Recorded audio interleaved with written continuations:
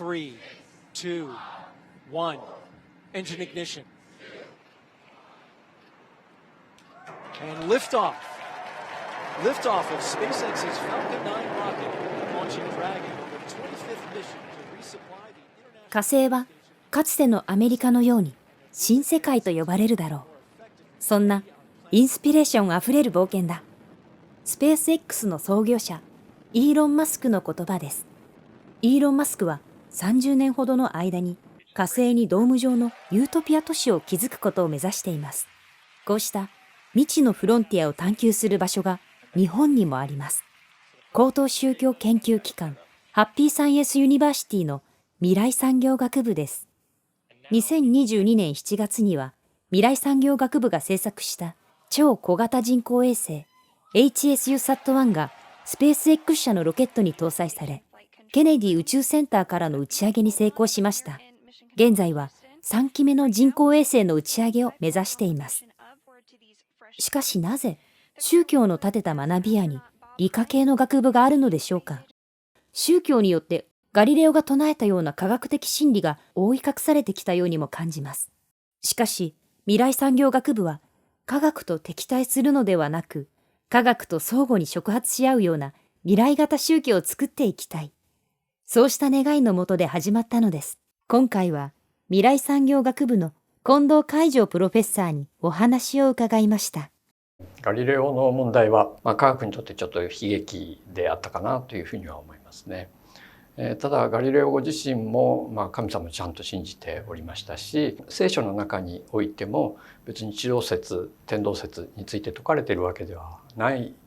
ものでございますので、教会勢力による弾圧であったということも言えるかと思いますし、300年以上経ってから、ガリレオが教会によってバチカンによって認められるっていうような、そういう、カトリックにとってはちょっと失態であったかとは思います。そういう意味で中世は、科学が宗教によって、押し込められていた、そういう歴史であったかと思うんですが、翻って現代を考えてみますと、片方からまたもう一方の極に偏っている感じもちょっと受けるんですね。ですから未来においてはやっぱりこの宗教の真実と真理と科学の真理がやっぱり融合した姿が本来のあるべき姿ではないかなと思います。幸福の科学という名前においても、幸福という人間の心ですとか、ある意味宗教的な分野が内容が入っているものと科学という名前がつながっておりますよね。で、幸福の科学の科学というのは、経典によりますと、未知なるものを探求する心だというふうにも科学というのがそういうふうに、解釈しておりますので、幸福とは何ぞやとか、あるいは人々が幸せに暮らす世界とはどういうものなのか、これを探求するのが科学である、幸福の科学である、そういうふうに考えているんですね。ですので、宗教と科学を融合した姿が幸福の科学の中にもあるかなと思いますし、実は HSU の中においても未来産業学部、理系の学部なんですけれども、そこでも宗教と科学を融合しようという姿勢のもとに、学問を探求したり科学を研究したりしているんですね。からニュートンもそうですし、アインシュタインも、言葉は違うにしてもですね、世界は神によって作られているというそういう考えのもとに、科学的真理を探求された方々であろうと思いますね。私は神がどう宇宙を作ったのか知りたいのだ。個別の現象や細かいことには興味がない。私が知りたいのは神の考えだ。宗教のない科学は足を怪我した人で、科学のない宗教は目の見えない人である。自然の基本法則の発見、確認は神の啓示である。20世紀最大の科学者であるアインシュタインは、創造主のお考えを知るために科学を探求していたのです。大川総裁から未来産業学部の理念として未来産業学とは何かという教典をいただいておりまして、この中の前書きで、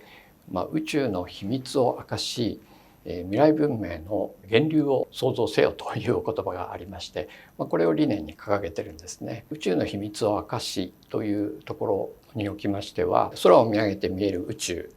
を第一義に考えると思うんですが、それだけではなくてですね、高次元世界、私たちが住んでいるのは3次元ですけれども、実はですね、幸福の科学では3次元世界を包含する4次元、5次元、6次元、高次元の宇宙まで説かれているんですね。これは初期説かれた太陽の法経典があるんですが、その中にも高次元宇宙が作られて、その秘密が非常に明らかになっておりますので、こうしたものを理系的な側面から明らかにしていこうというのが未来産業学部の一つのミッションとして考えております。もう一つが未来文明の源流を創造するということで、新しい未来社会における未来産業の在り方を実はたくさんヒントをいただいているんです。未来社会というのはですね、その先ほど言いました高次元世界において、要するに高級霊界においてもう実現しているものがこの3次元でもそのうち実現される。未来社会の源流はその高次元世界にある、天上界にあるっていうふうに考えられまして、そのヒントをたくさんいただいているので、それをもとに研究して実現していこうとしてますし、そういう天上界からいろいろなインスピレーションをいただいて、新しい技術なり科学なりを開いていこう、そんなふうにも考えております。6次元光明会。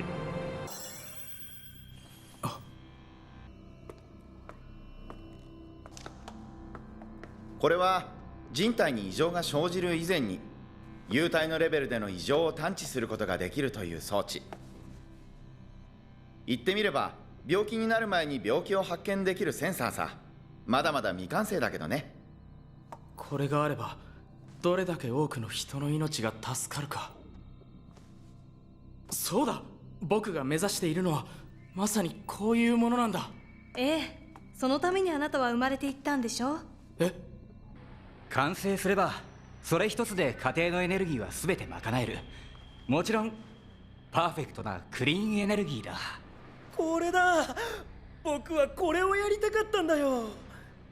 あんたたちすごいね。君だって一緒に研究してたじゃないか、ここで。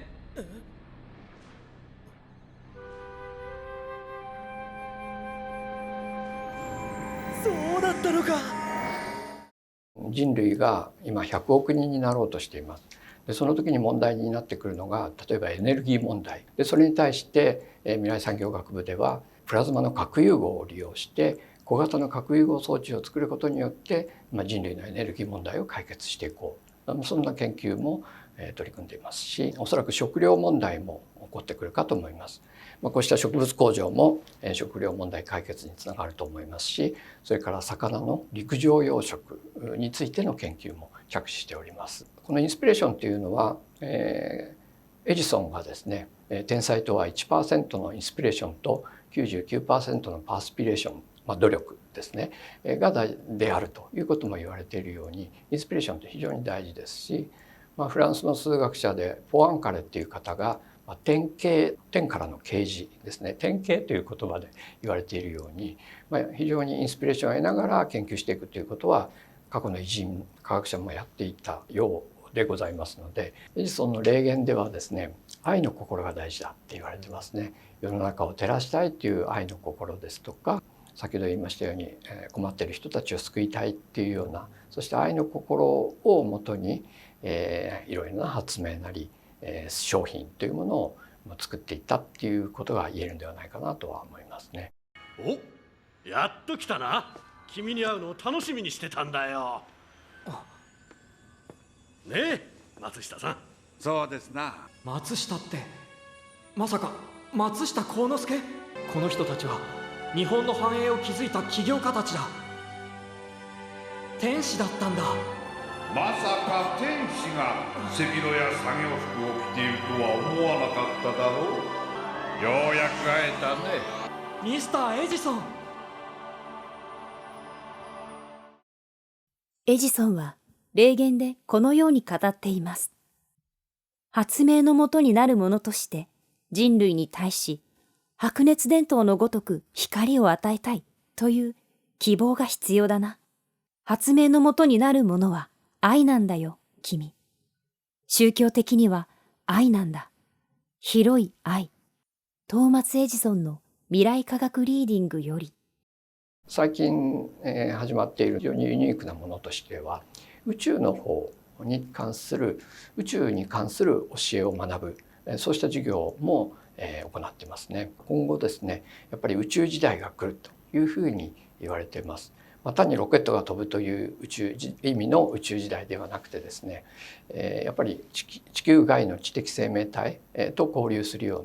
うな、そうした時代も来るんではないかということが言われています。この夏ですね、スピルバーグの映画で「ディスクロージャー」という映画も公開されると聞いております。これも知的生命体との交流というものがテーマになっていると、知的生命体がテーマになっているというふうに言われておりますけれども、それよりももっとすごい内容がですねディスクローズされているのが宇宙の方ではないかなっていうふうに感じてるんですね。HSU の中でも UFO の原理である飛行原理である反重力の原理ですとか、あるいは光速、光の速度を超えるワープということが SF の中でもよく言われますけれども、ワープ工法についての理論的な研究なんかも着手したりしておりますね。こうした霊界科学と言ってますけれども、未来科学の部分においては高級霊からのヒント、そして宇宙人からのヒントなどを参考にしながらですね、新しい未来を開いていきたいというふうに考えて取り組んでいるところでございます。そして今回、新環境展大川隆法夢判断リーディングでは、火星における驚愕の新情報が明かされました。この中にはですね、実は火星にはもうすでに地下基地があるということが言われているんですね。NASA とかでは火星には水の痕跡があって微生物がもしかしたらいるかもしれないというようなことで探査もしておりますし、イーロン・マスクも火星に移住しようというふうにして目的で、ロケットの開発等を進めているかと思うんですけども、実はもうすでに住んでいる人たちがいるんだということが明らかになりました。その規模はどのぐらいか、あるいはその地下都市にあるのはどうも地球のある町非常によく似ているというような事実も明らかになっておりますし、それからその地下都市といってもその人工太陽がどうもあるらしいとかですね、そこで使われている新しいエネルギー源というのもどうもあるらしいとかですね、そこに来ている宇宙人はどこから来た宇宙人なのかとか、悪質宇宙人との関係もどうもあるらしいとかですね、そんなことも分かっておりまして、これはちょっとびっくりするような内容が本当にたくさん説かれておりますので、ぜひ皆さんにもまず読んでいただきたいなというふうにも思います。イーロン・マスクが火星移住を本格的に進めていった時に明らかになるような未来情報でもあるんではないかなと思いますので、幸福の科学からディスクローズされた内容をぜひ先に見ていただきたいなというふうに思います。そうした情報が分かるのは大川総裁しかないと。エル・カンターレという名前で地球のみならず宇宙についても知識を有している、そうした存在であるからこそ、こうした宇宙の方が解けるんではないかなというふうに考えております。それでは今朝最後の夢として火星に行ってきたと思われるんですが、その夢というか夢ではないかもしれないけども、夢ではなくて現実に今言っていた可能性が高いようには感じたんですが、火星の表面上にはないと思われるような海があって船もあって、陸地には高層ビルなんかあるような近代的な都市が開けていたものを見ましたけれども、なぜそういうものを見たのか、夢判断ですが、この夢判断、誰か私にそういうものを見せたもの、あるいは関係があるもの、何かを伝えようとしたもの等がおりましたら、どうか教えてください。お願いします。宗教法人幸福の科学は、その名の通り科学とも縁の深い宗教である。科学を否定していないばかりか、それを先取りしている、警戒しているのは、科学の美名のもとに神や信仰、神秘現象、宇宙の秘密を一周し、宗教を過去の遺物、迷信と決めつけて無視してくる人たちだ。もっと謙虚で神秘的なものに憧れるのが本来の科学者気質でありたいものだ。もっと寛容な心を持って未知の世界に挑戦しよう。